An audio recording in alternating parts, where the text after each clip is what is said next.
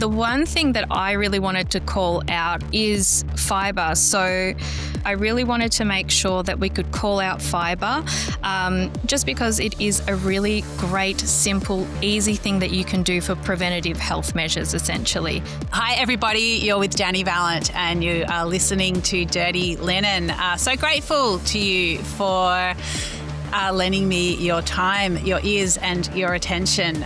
So grateful. I've been running into lots of people out there in the real world recently who have, stopped me and said they listen to the pod and even that they love it. So that always makes me feel so grateful. Also a bit surprised because I'm just sitting here doing the pod, having these chats that I love having, to think that there are people out there in listener land who are enjoying them too. Never gets old. So thank you. There's so much you could be doing with your time and I'm grateful you're sharing it with me. I never get sick of food chats with people who are just as obsessed as I am with what we put in our mouths, how it gets to us, who is growing it, who is making it, what are the different things that we can do with it, bringing all of our skills, knowledge and cultural background to bear on things that are grown. Today we're going to have a fun chat with Melanie Lionello. Melanie is a nutritionist, a lecturer and a food creative based in Melbourne, and she has just written what she's calling her first real cookbook. We can find out why. It's called From My Little Kitchen. Melanie, welcome to Dirty Linen. Thank you so much for having me. It is such a pleasure to have you on the show. Thanks. Thank you so much for sharing with us today. Tell us a little bit about yourself. Oh my gosh, I never know how to answer this question because I am like You do a lot. Yeah, I'm a professional slashy, I think. So I am a nutritionist, but I'm a passionate home cook first and foremost. I have been a university lecturer for a number of years and I resigned from my full-time position there to actually write this book in Italy last year, but I still work sessionally there. So kind of doing that, and then I do a bit of product development, research development, those sorts of things like R&D, consulting on the side, and then, media stuff, social media, and just making food for fun and sharing my love of it online. Well, that's a pretty good answer, I got to say. So when you say lecturer, is that in nutrition? Is that your sort of first profession, Melanie? Yeah, so it's in the food, nutrition and dietetics department. So it kind of teach all sorts of subjects over a number of degrees. So it kind of ranges from what, traditionally is thought to be, nutrition studies, and sort of goes all the way into, research and development of different technologies, looking at like the gut microbiome, looking at ways to, grow food more sustainably. There's so many different arms of it. So kind of all encapsulated within, food, nutrition and dietetics, essentially. It's such a fascinating space. I mean, thinking about your Italian heritage and, going to Italy to write this book, do you see a lot of overlap or alignment between the kind of food that Italians eat anyway and the sort of food that you would, through academic studies think of as healthful? Yeah, absolutely. The Mediterranean diet, and then obviously looking more closely at the Italian way of eating, which is based on something called the cucina povera, which is a peasant style of cooking. So uses legumes and vegetables first and foremost, and then sort of more indulgent sort of ingredients like meat, egg, cheese, those sorts of things as, the little add-in after the fact.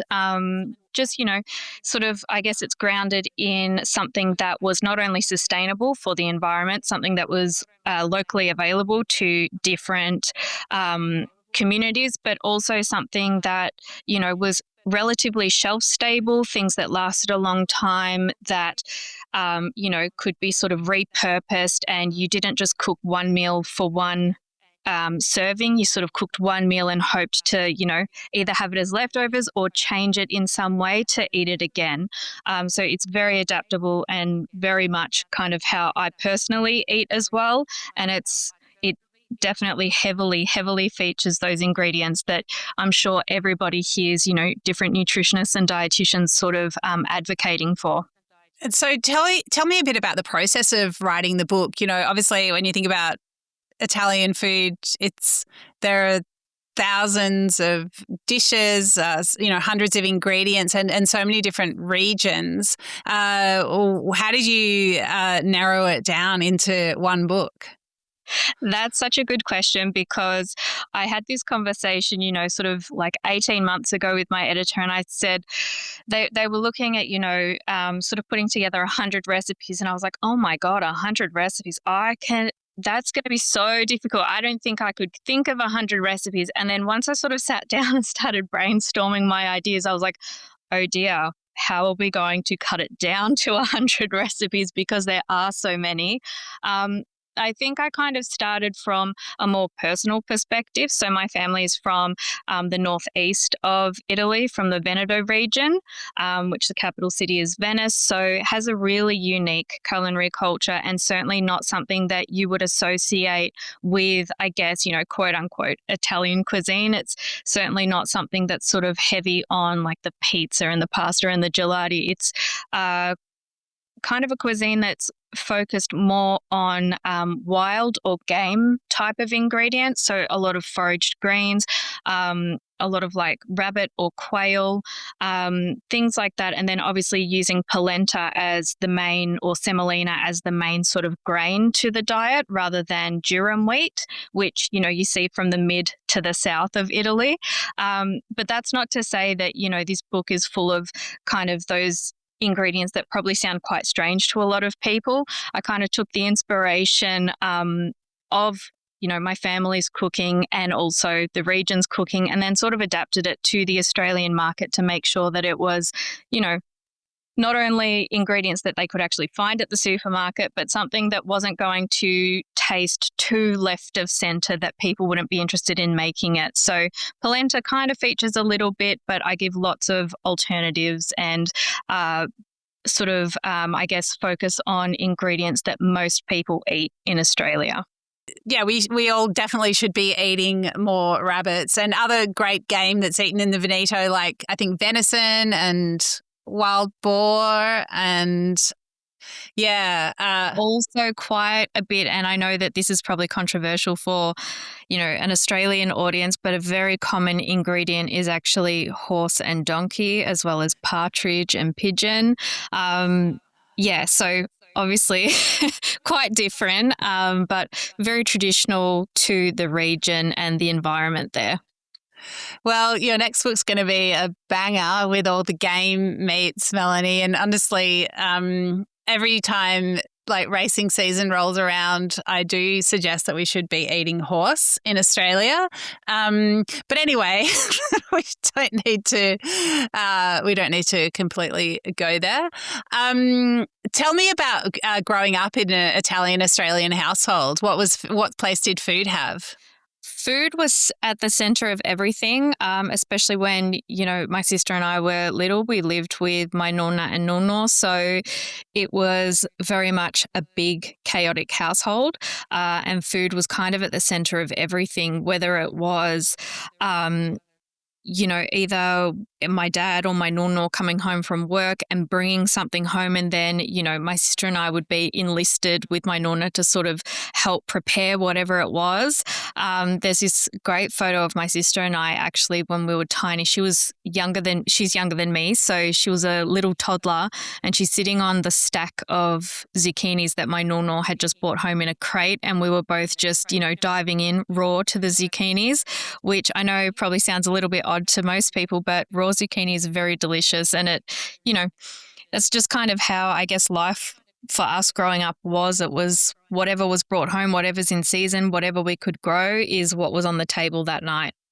Wow, so good. Yeah, one of my favorite quick salads is just grated zucchini tossed with olive oil, vinegar, salt, pepper, and maybe, chop up a bit of parsley through it, but not necessary. It's, such a easy and quite filling, extremely quick salad. Yeah, absolutely. And zucchini is so great because it's such a mild flavor as well that I think, even if you don't love eating it raw or grated or in a salad or something like that, you can kind of add it to things, and it's not so noticeable that it would change the the taste of anything in any great measure. So if, you do grow them at home and you just want to throw it into something, even if a recipe doesn't call for it, it's kind of one of those vegetables that you get to do that with.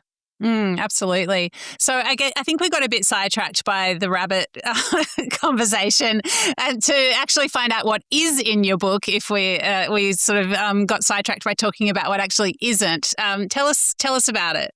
Okay, so rest assured, there is no rabbit in the book this time, but it does, I guess.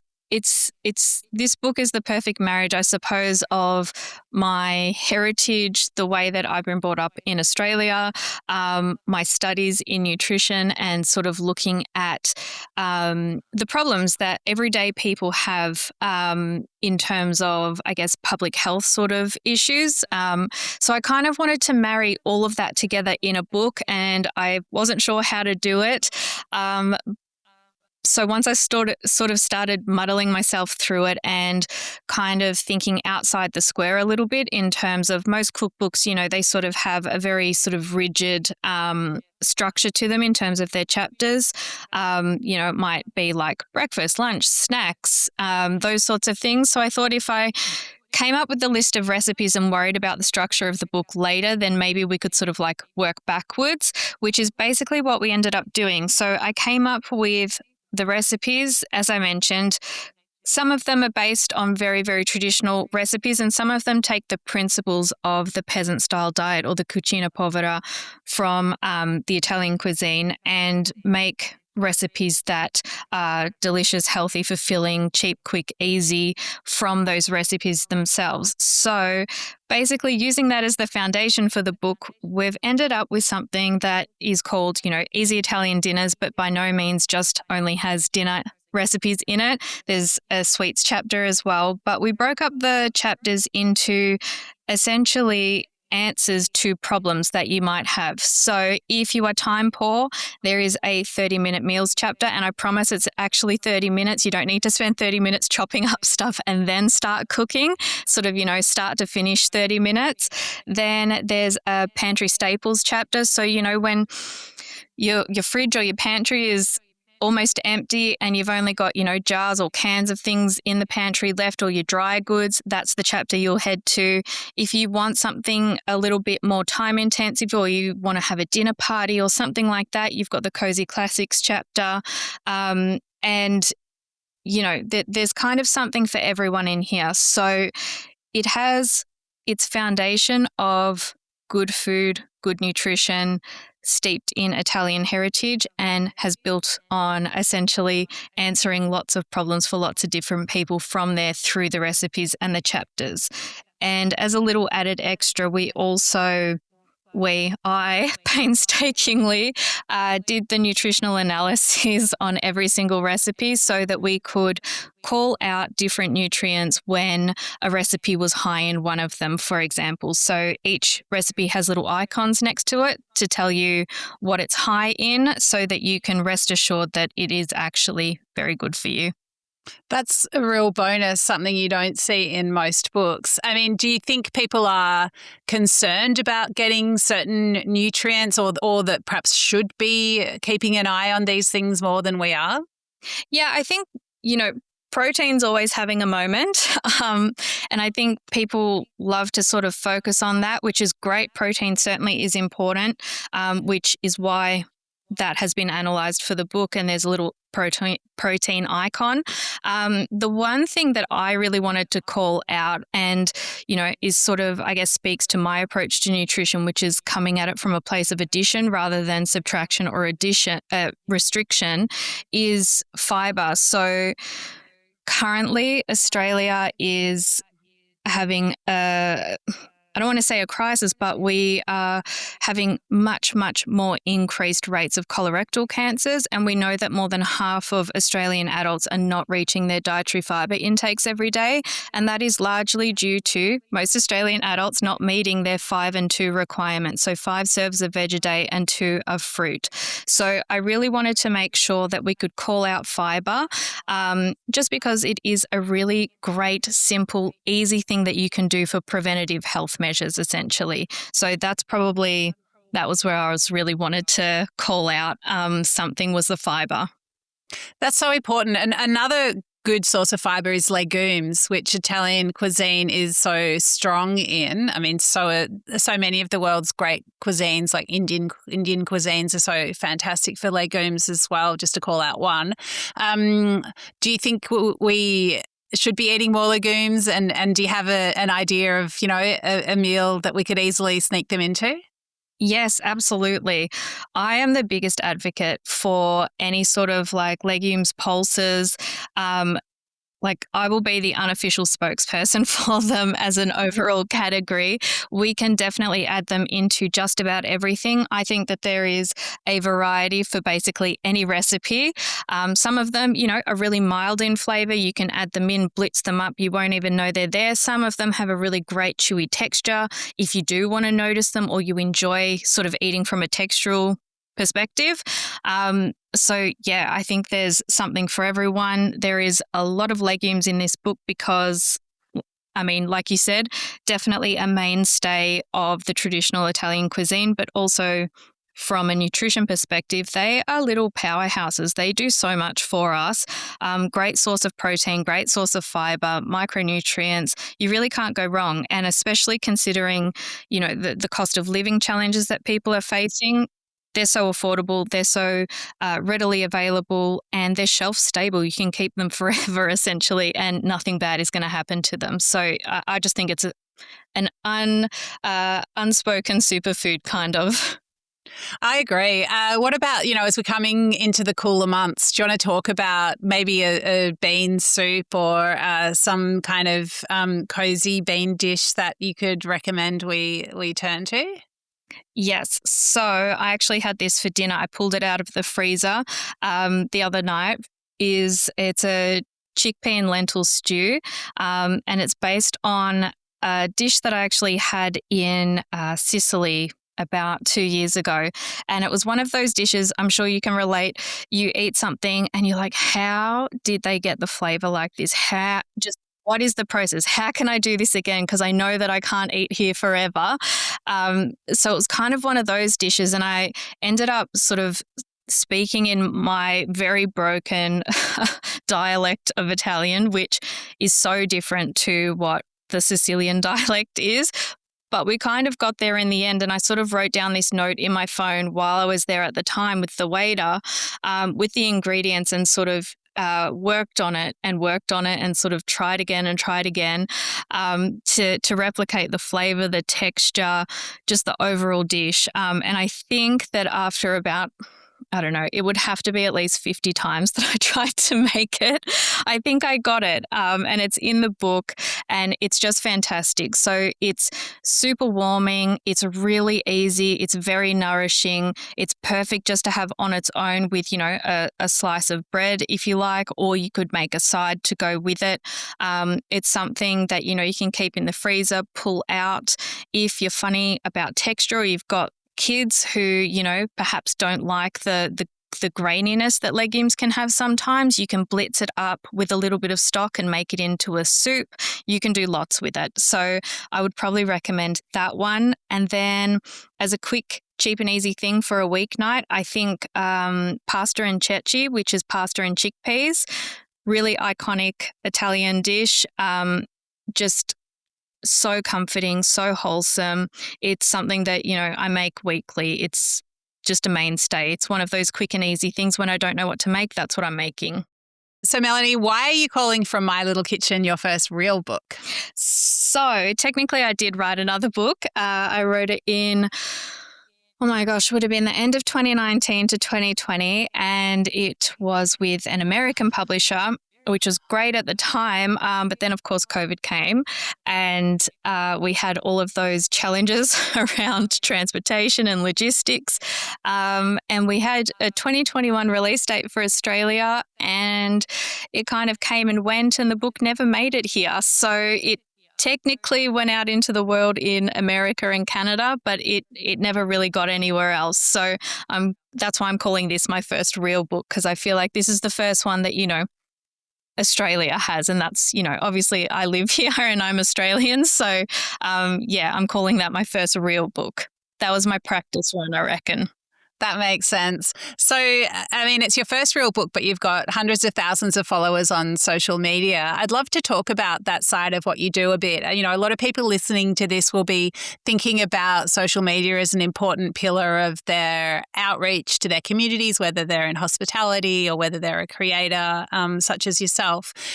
Tell us about it. Like, how important has social media been to what you do, and how have you built it? So to answer your first question, it's been everything. I would not have the career that I have without social media, to put it quite plainly.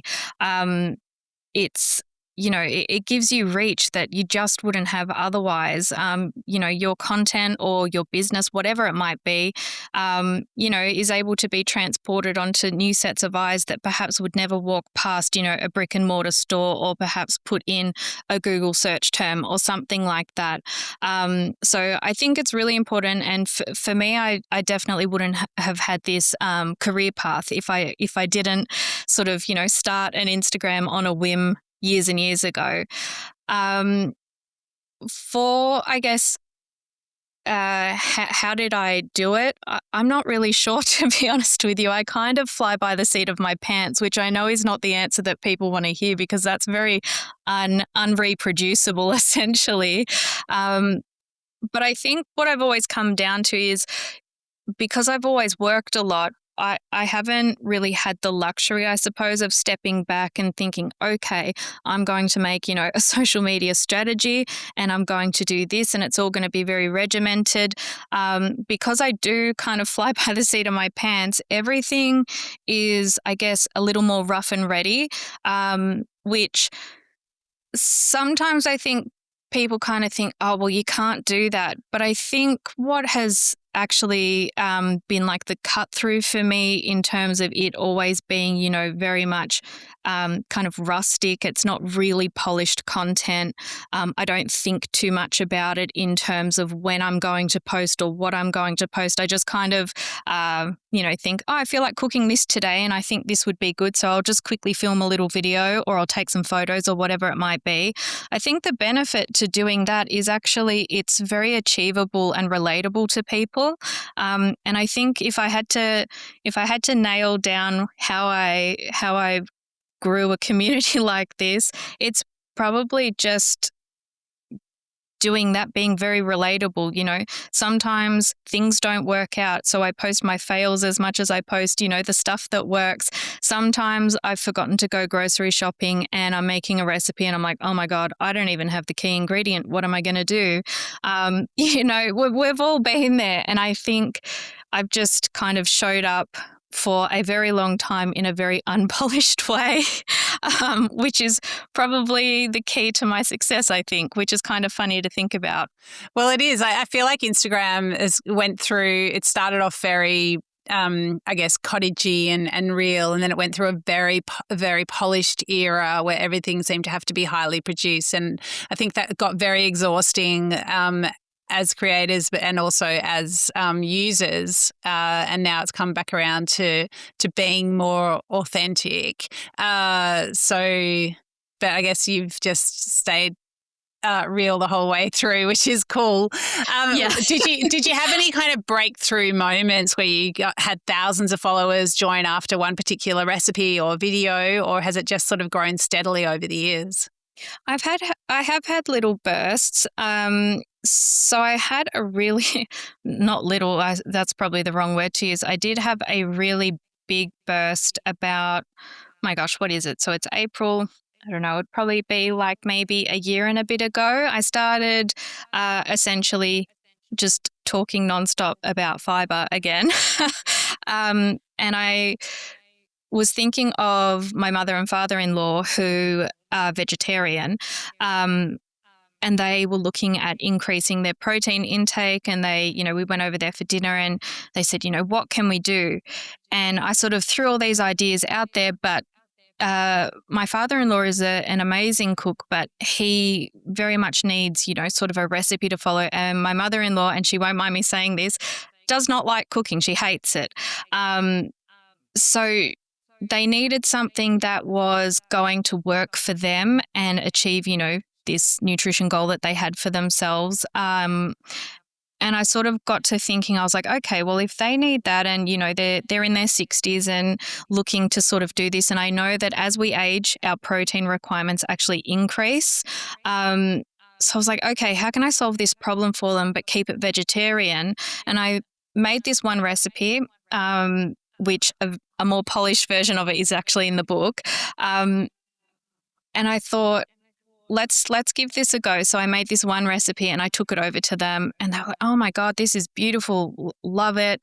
They just raved about it. And so I thought, I'm just going to analyze this. I'll just put it into my software and I'll just see where it sits, because I think it's going to sit pretty well with protein and fiber, which is what they were after.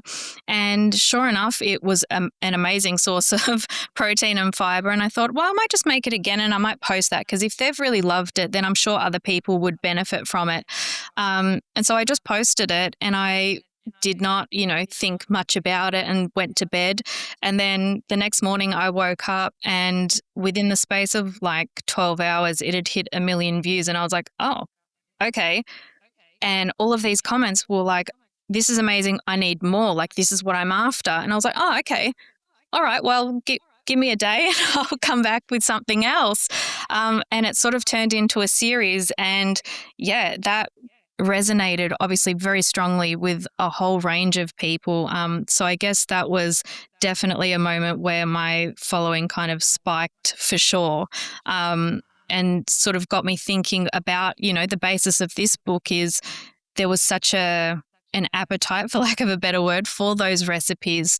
How can I sort of use that knowledge in a way that not only solves those problems in terms of, protein and fiber and vegetarian, but how can we do it in other different ways and solve other problems for other people? So, it was just something that happened by chance and gave me lots of inspiration, and obviously broadened, my audience, which is really lovely.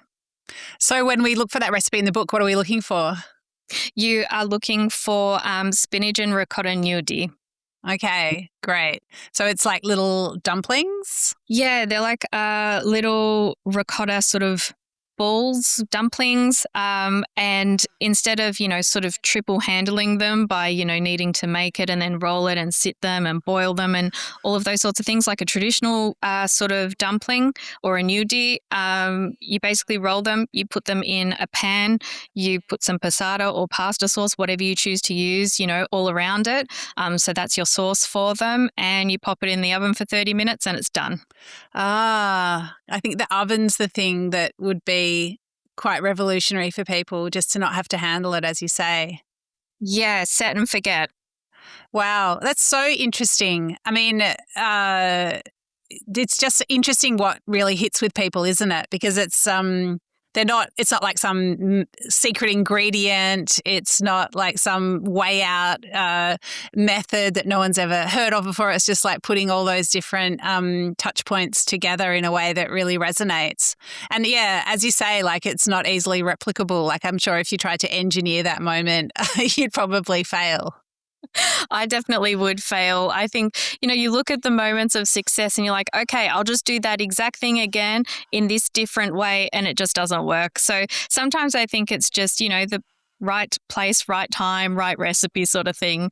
But it always is funny what actually resonates the most. The stuff you put the most effort into is never the thing that really takes off. It's the stuff that you sort of, put online ad hoc, like just very quickly, and you're like, oh, okay. So what the audience is telling me, I should put less effort in, less thought into what I'm doing, and just sort of, keep posting. But it's, algorithms change, and then you've kind of got to think about it differently again. So like you said, Instagram did start out really differently, and it's constantly changing. So I just try not to predict what it's going to be, and I'll just keep doing my thing.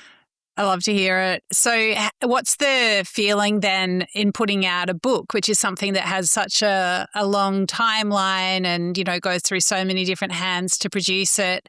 What's your mindset in letting From My Little Kitchen out into the world? I don't know about mindset. I'm very nervous. I think it's because it's kind of surreal, I feel, even though obviously I've been publishing recipes online for many, many years, it kind of feels protected in a way, because even though my audience is very big now, I still, like, I answer every DM. I still talk with, all of these followers that I've had for so long. I've never met them in real life, but I feel that I know them, and I have a real sense of community, I suppose, on my page. So I kind of feel like this book is expanding that audience, and it's a little bit nervy because you're like, oh, I don't know if people are going to like it, and maybe someone will think something's wrong, and I'm convinced that there's probably a typo somewhere that I'm sure there's not. It's been proofread so many times, but you just sort of think about things so often. But I'm really excited. I'm very proud of it, and the recipes have been tested within an inch of their lives, so I know that they work. It's just my anxiety about it. Well, it's understandable. There's a big lead up to a book. They are very precious babies. And I suppose, you can't just delete it off the grid. It's going to be there. Yeah. But I think everything behind it sounds so solid and so well thought through and put out with such, sincere intention. So I reckon it'll go really well, Melanie. We've talked a lot about the recipes that are in there, but if there's one more dish that we should get to making, what is it?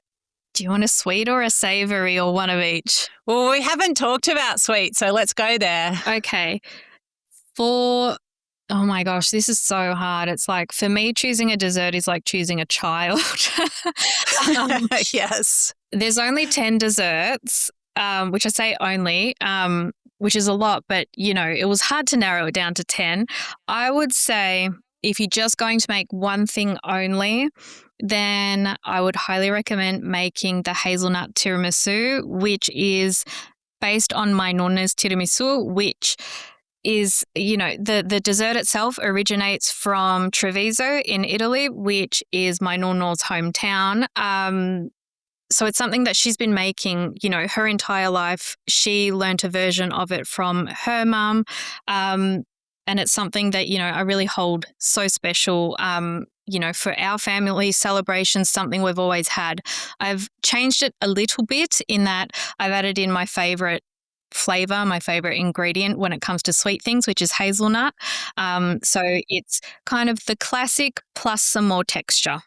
Oh, that sounds so good. Well, I know you're a qualified nutritionist, but I'm very highly qualified in eating tiramisu. So it's a real qualification. Yeah, definitely.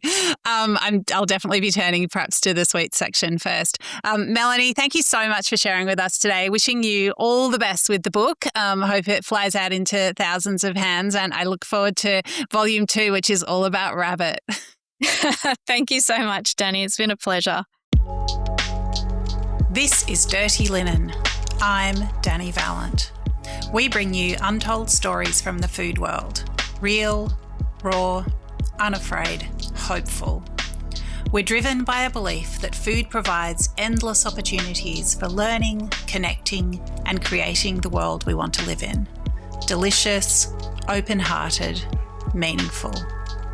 If you know a story that needs telling, get in touch. Write to dirtylinen@deepintheweeds.com.au. Thank you for listening. This is a Deep in the Weeds production.